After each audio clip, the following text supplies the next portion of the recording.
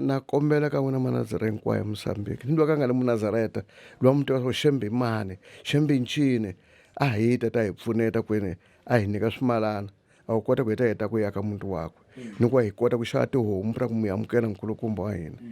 South Africa vuka zokhele izikhuni zakho sisondele zonke izizwe ziwothe umlilo wakho asikho esinye isisekelo kuwena Afrika uJehova kuphela uyisibani sakho lawa ke mfethu njengoba ubona mNazaretha omuhle umuntu omuhle lapho eSouth Africa yonkana amazwi lawa ayeshiwo ubhombela ewasho eSouth Africa ukuthi ke sekuyisikhathi la khona okumele iSouth Africa isokhele isibani sayo zonke izizwe ziyibone umhlaba wonke wembathi ingubo emhlophe iyanxusa ukuthi umhlaba wonke usiphe phela iMnazaretha engasayilingani iMnazaretha engasayisebenzisi sikwazi ukuyopha abanye abantu abayingxenye eAfrika khumbula phela siseswazini lutha unyazi from Cape to Karo lalisho kithi cabanga and siyaye eKaro samba nalo unyazi lezolo sekuyileso sikhathi ke siyacela ke manazaretha nawe la ukhona uqhubeke uqoqa imvunulo uqoqa iMnazaretha siyopha phela abantu baseMozambique mama ke bona yini abayenzayo eMozambique awukusiphe nje ukuthi nihlelani umama siyacela la siyaphaphatha komama ukuthi u14 kaNovember walonyaka uma ngenzeka sisicela ukuthi siubambe siuthathe suse Mozambique eNazaretha kodwa kakhulukazi ke uyobona ukuthi izinga lomnotho kulamanye amazwe aseAfrika seduze kwethu lithe kuba phansi kunathi kanjalo naMnazaretha aseMozambique amaNazaretha anako ukuhlupheka kancane so isicelo sethu ke sisishoyo so mama baka 14 ukuthi siyacela ukuthi lo 14 kungabe nje ukuthi kuphela songena u14 kodwa kuba u14 esizosebenzisa ukunikela ngawo ukunikela kabili ukunikela ngokuthi iMnazaretha nje amaNazaretha ayazithanda amaNazaretha ikakhulukazi la eSouth Africa kodwa leMnazaretha imidala esesinawo masingayihlanganisa yonke nje sinamahiya noma yini kwabanye abantu lokho kwenza omkhulu mahluko lokho esingasakuthandi thina sibona ukuthi mhlamba sakuqoki kwabanye abantu kwenza omkhulu so masingakuhlanganise lokho ukuthi mase ku14 siqoqe lezi zinto sihambe nazo kube futhi u14 wothando ngoba bayakha umuzi kaShembe eNazaretha bayawuqedela ukuze uba baphindele eNazaretha nawo futhi sifike sishaya uthando futhi nawo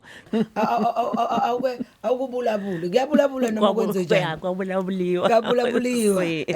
uyasajani hambili bonani saba umhlaba wonke silandela unyazi okay so Nazaretha inquiry lina ba Mozambique balimo South Africa iyakombela swaku 14 wa November lembeleli itahlangana inkweru Nazaretha itisa 14 kora ikombela swaku loko unali sisangwanyana samNazaretha sampahla yakwambara ikombela swaku usihlanganisa inkweru ifamba nasona ibaniketa isona itafamba ifambisa 14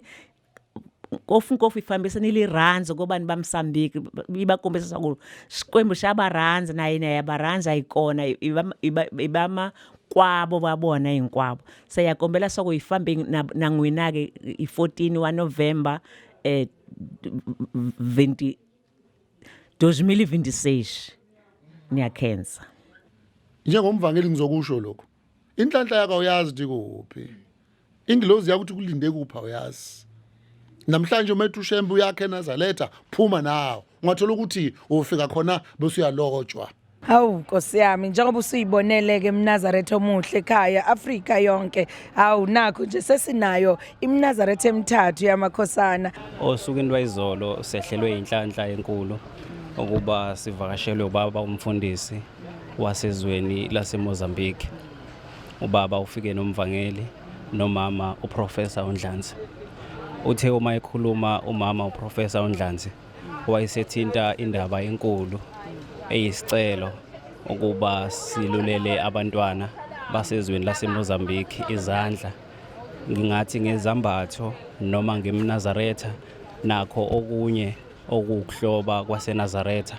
wayesesho ukuthi lokho noma kuyi-donation kodwa wayesequote emazwini enkonzo yonyazi lwezulu ukuthi sibusisiwe isandla esiphayo kunesandla esamukelayo. Ngicabanga ukuthi njengoba kuwathinda nasesihlabelelweni South Africa Vuka zokhele zonke ibani zakho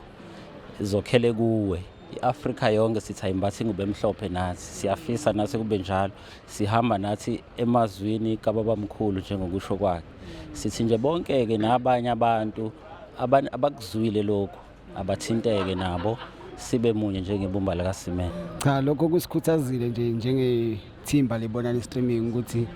siyenze lento sivele sithathe action emazwini kababa ngoba besekhulumile akukho okuningi engakusho sebekhulumile ubhuti abadala. Awami sicela ke sesivalo kokugcina ke usipheke inombolo mhlawumbe ababukeli abangakuthinta kuyo ukuze bezwe abafisa nje ukudonate ngempahla zabo ngoba phela sifuna ukuthi sithathe imali cha sifisa nje lokugqoka uyakwazi umuntu phela ngisho kuthiwa ukali konjani mawubonse kukuncane washo ayini imnqwazi hawu ungakhohlwa imnqwazi amabheshu thathana ongasakuneli nayi inombolo ke ezoshiwo professor ukuthi uthinte yona ukwazi ukuthi wenze njani. Okay, inamba ongangithinta kuyona ithi 072 310 6163. Iphinde futhi 072 310 6163.